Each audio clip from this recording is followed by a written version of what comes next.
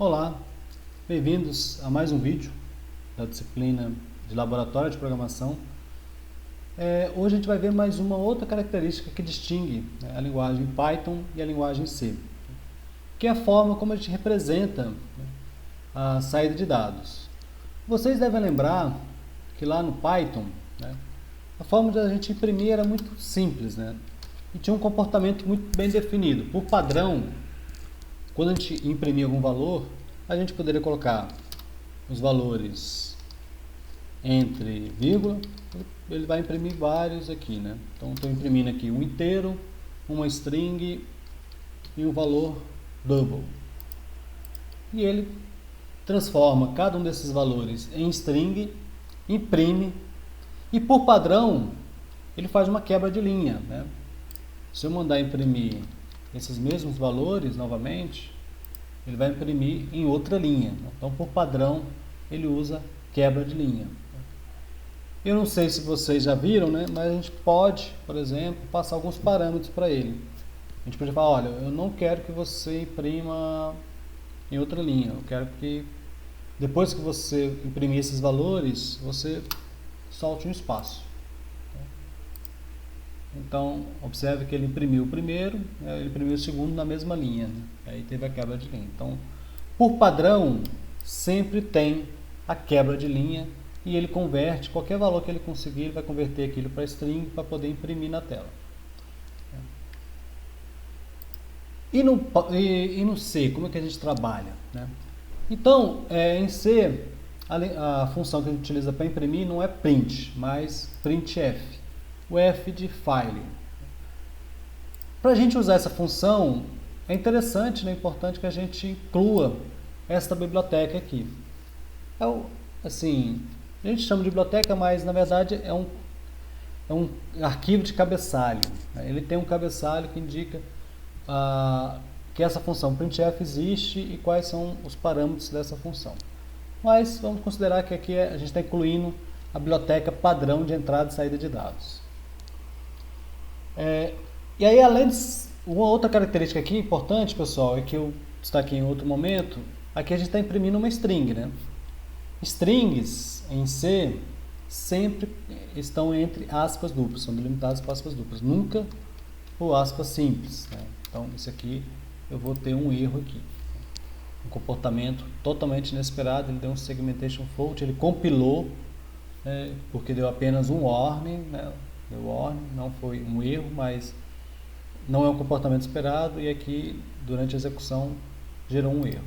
Então, strings são sempre entre aspas duplas.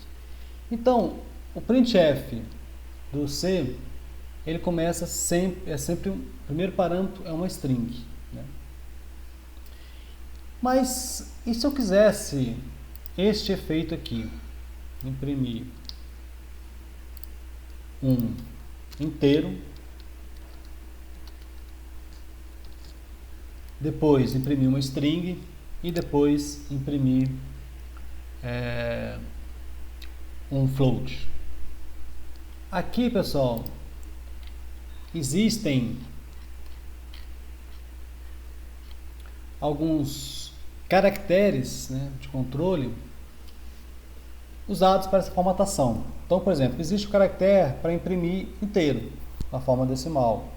Existe o caractere para imprimir valor double, né? Existe caractere para imprimir uma string. Então, como que eu vou ter que fazer aqui? Eu quero imprimir um inteiro, eu tenho que explicitar para ele que o primeiro é o inteiro. O segundo é uma string. E o terceiro é um double, um float. E aqui agora eu vou passar quais são esses valores. Eu quero passar o 10, o Olá Mundo, do jeito que está ali, e o valor em double. Vamos imprimir? Beleza, deu um resultado bem parecido, né, com o que a gente teve lá com o Python. Uma diferença que observe que não teve uma quebra de linha. O cursor está na mesma linha. Por quê?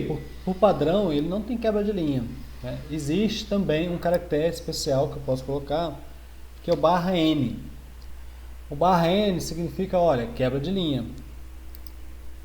Então, observe agora, a gente teve praticamente o mesmo efeito, né? Só que aqui imprimiu 56.7, né? Lá imprimiu 56.7000.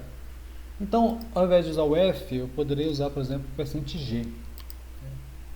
Esse eu vou conseguir o efeito exatamente idêntico ao do Python.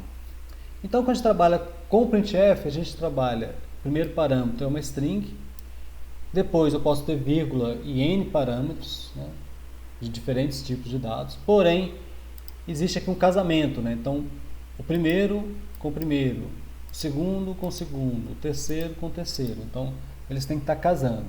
Se por acaso, né, eu tivesse invertido aqui, tivesse colocado %G aqui, e aqui %D, vamos ver o que vai acontecer.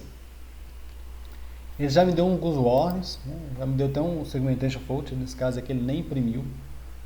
Deixa eu tentar aqui, deixar o %D aqui, deixar o %D ali no último, ver se pelo menos ele imprime. Observe que ele imprimiu um outro valor aqui, né? 419564648. De onde saiu esse valor? Quando eu uso o %D, ele está esperando deste lado aqui um valor inteiro. E o valor inteiro, em binário, ele tem uma representação. Um valor double tem uma outra representação. Então ele está interpretando esse valor double, da forma que ele está colocado lá em binário, como se fosse um inteiro. E aí deu um número que não tem nenhuma similaridade com o que a gente estava querendo, né? Então a gente tem que saber utilizar bastante esses argumentos. Então esses aqui são os principais, né? Então para quebra de linha, o barra N. O outro que a gente pode utilizar também, às vezes, para uma formatação, é o barra T, né? Então, por exemplo, aqui ele está soltando apenas um espaço, né? Eu poderia colocar o barra T, que aí ele faz um tab, né, entre esses elementos. E agora eu vou corrigir aqui e colocar o barra %G aqui, né? A gente tem esse resultado. Então, dê uma lida, né, nessa seção, né, ela é bem explicativa, né, e aí compreenda essa diferença entre o printf do C com o print do Python. Até o próximo encontro.